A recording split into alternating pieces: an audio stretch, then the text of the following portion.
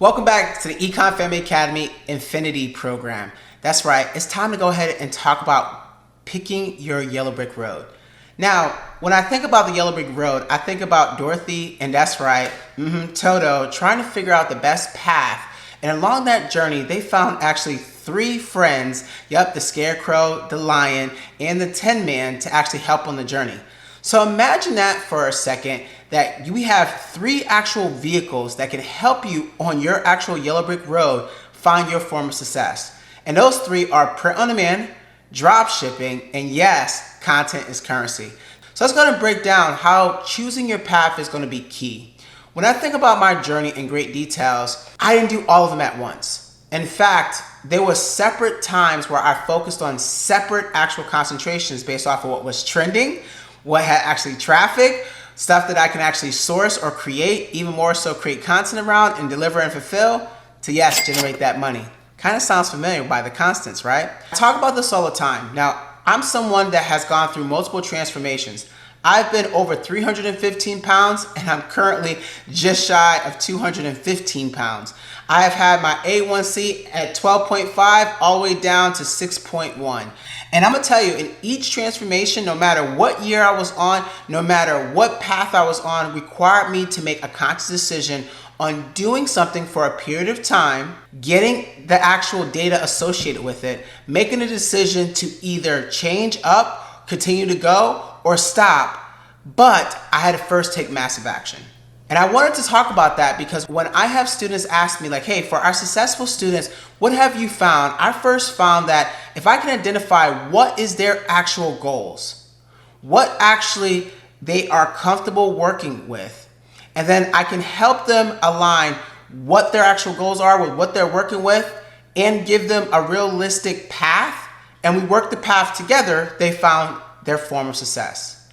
And when we define success, most people think of, I learn the online market and I make money. Yes, that's the ultimate goal. But there's a lot of stuff in between.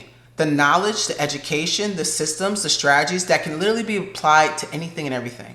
So I first wanted to cover that because choosing your path and sticking with it for a period of time and getting some form of mastery, which, by the way, I'm a 4th degree black belt in Tang Soo Do. That means that I have studied one particular martial arts for over 20 plus years. I have taught students and I have several students that I've taken from white belt to black belt. I had to master how to throw the perfect front kick. And the perfect front kick has 4 parts: up, out, and down. So imagine if my team and I are going to not only share with you our actual up, out, in, down secrets based off of the concentration that not only our AI assessment has assessed for you, but if you actually apply, move and shake, and take massive action, what could your mastery and success looks like?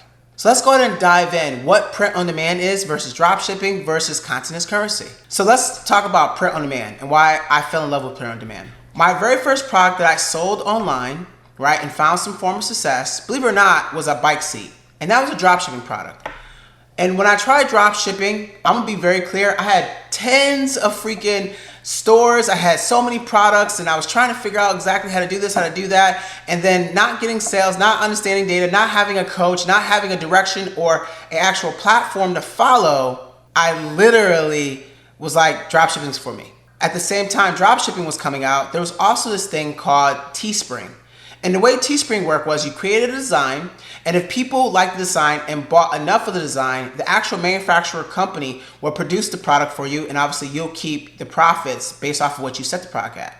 What I loved about this was it allowed me to be creative. And because I had a creative side and a little bit of Photoshop, print master, let's say publisher background, Microsoft Word, and even PowerPoint, and I used to do some crazy things with those applications to make things look cool, I decided to take my stab at it.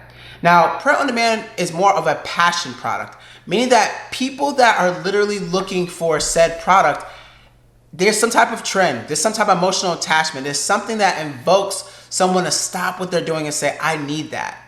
And so the way print on demand works is we're constantly in a state of trend, traffic, product that we actually design, the content that we create from the product that we design, and put them on a platform to generate money. Things happen. So this past season, I did a case study on 9/11. We saw 9/11 starting to trend because it's getting close to the time. We also saw that people started searching for it. So doing research, we saw most people that are honestly purchasing 9/11 memorabilia are focusing on not only the heroes, the never forget, but even more so how our life changed since then. And knowing those three things, we now then went out and created products that emotionally stopped them what they were doing and literally bring that back to the front of their mind as a never forget. And by doing that, we were able to not only put that actual content on the platform where, yes, we know our audience is, and yes, make money. And so in short, print on demand requires you not only to, yes, follow the constants, but yes, design the product. And yes, of course, put it in front of them based off what platform they're on, understanding more about your audience, their passions, the things that they're feeling that's associated with the product to generate revenue. Now moving on to dropshipping. Dropshipping is more of a problem product type of business model.